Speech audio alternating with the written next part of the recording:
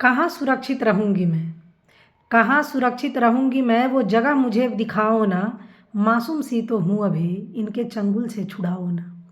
कभी बस में कभी अगवा करके, कभी बस में कभी अगवा करके अपनी आग तो तुम मिटा लेते हो। कभी बस में कभी अगवा करके अपनी आग तो तुम मिटा लेते हो। कभी खुद की अंतरात्मा से पूछो, इतनी दरिंदगी कहाँ से लाते हो। अपनी हवस मिटाने की खातिर मेरी ज़िंदगी तुमने ख़राब कर दी। अपनी हवस मिटाने की खातिर मेरी ज़िंदगी तुमने ख़राब कर दी। दुनिया देखने से पहले मेरी दुनिया तुमने बर्बाद कर दी। दुनिया देखने से पहले मेरी दुनिया तुमने बर्बाद कर दी। क्या परवरिश तुम्हारी गंदी थी, क्या परवरिश तुम्हारी गंदी थी जो पवित्रता को ही जला दिया। क्या परवरिश तुम्हारी गंदी थी जो पवित्रता को ही जला दिया। देखो अपने माँ बाप का सिर कैसे तुमने झुका दिया। देखो अपने माँ बाप का सिर कैसे तुमने झुका दिया। अरे अबहीन दृष्टि से लोग देखेंगे मुझे, अबहीन दृष्टि से लोग देखेंगे मुझे, मैं निगाहें नहीं मिला पाऊँगी।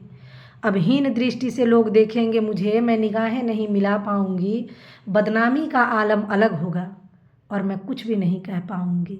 बदनामी का आलम अलग होगा, मैं कुछ भी नहीं कह पाऊँगी। मैं भी पापा की लाडली और माँ की आँख का तारा थी।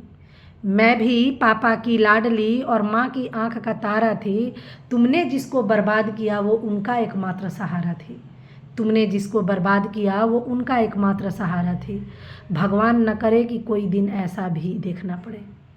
भगवान न करे कि तुझे भी कोई दिन ऐसा देखना पड़े। अपनी हवस मिटाने की खातिर कोई तेरी राजकुमारी के साथ भी ऐसा करे। अपनी हवस मिटाने की खातिर कोई तेरी राजकुमारी के साथ भी ऐसा करे।